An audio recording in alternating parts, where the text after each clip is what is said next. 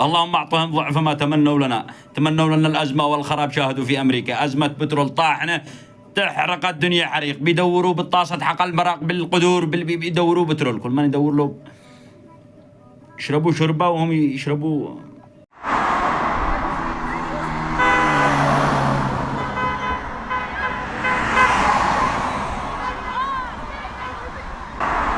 لا تشوفوا بسبب الحروب اللي حاصلة في الشرق الأوسط في بين إيران وإسرائيل ودول الخليج، ارتفع البترول عندنا في أمريكا. لا تشوفوا كم قد سعره، كان قبل أسبوع أو أسبوعين ب$2 الجالون، الآن لا تشوفوا بكمه، $3.69. هذا اللي شاد دفعه بالكاش. مخراطة الحرب في طرف الدنيا والغلاء والأزمة.